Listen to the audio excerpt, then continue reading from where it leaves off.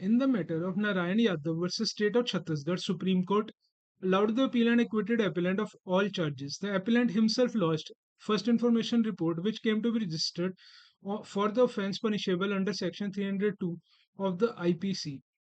It was stated in it that on 27 September 2019, I came to police station Kotwali on orders of Chowki in charge for getting Nalsi number in crime for offence under Section 302 and 380 IPC respectively. Nalsi number detailed that I am residing in house of my relative Rajnath Yadav situated near Pump House Korba. I earn my livelihood as milk supplier. I started work with Ram Babu Sharma Thekedar past 15-20 days. Ram Babu Sharma used to call me have a drink at his house. Ram invited me in his place on 24 September 2019. I went to his house at 9:30 p.m. situated at Parshuram Nagar. We both sat and drank. Meanwhile, I showed my girlfriend's pic from my mobile. Then he said that get your girlfriend my place and leave her for one night. Hearing this, quarrel started between us and we started to fight. Then I picked up a knife, kept it in his house for cutting vegetables, and inflicted blows on his neck and stomach in anger and killed him by hitting log of wood on his head, legs, and private part.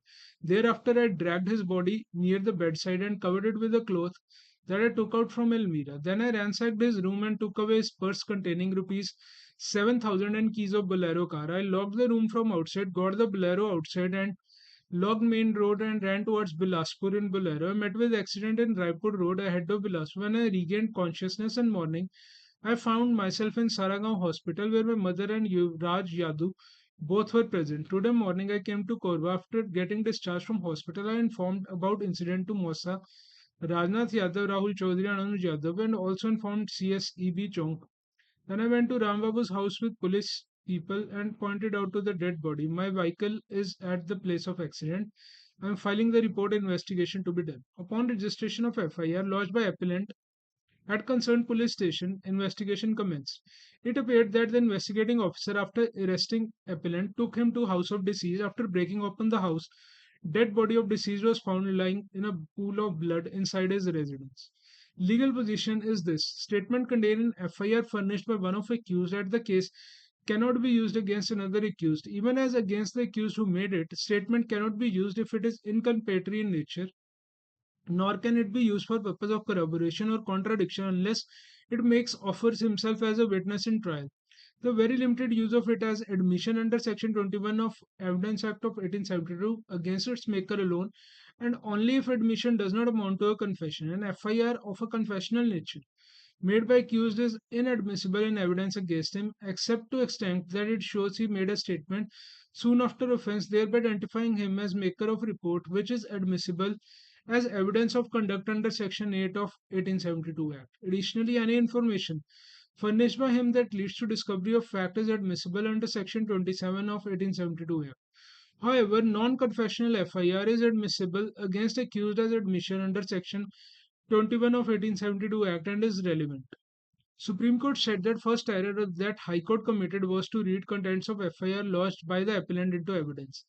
As observed earlier, FIR lodged by the appellant amounts to confession, and any confession made by accused before police is hit by Section 25 of Act of 1872.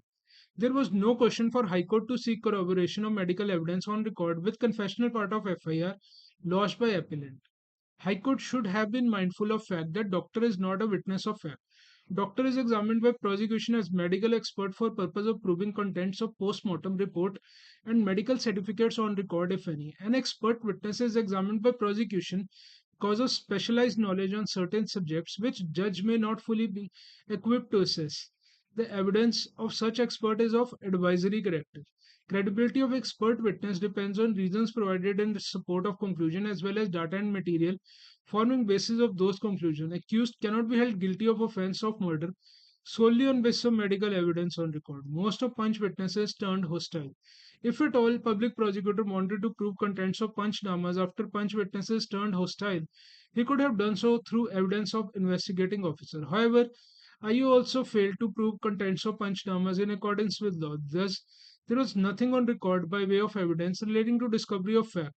In other words, non-discovery of fact at instance of appellant relevant and admissible under Section 27 of Act of 1872 has been established. While conduct of accused may be relevant, under Section 8 of 1872 Act, it cannot serve as sole basis for conviction, especially in a grave charge such as murder.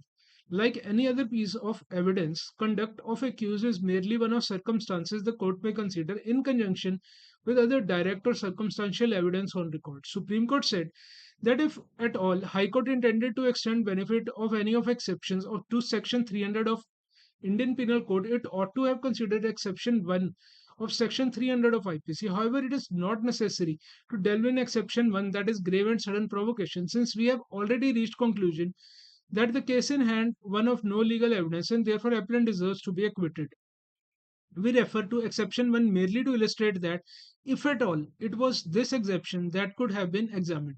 It is alleged that while appellant and deceased were consuming alcohol at deceased residence, appellant showed the deceased a photograph of his girlfriend. The deceased allegedly made obscene remark, "Get your girlfriend to my place and leave her with me for one night."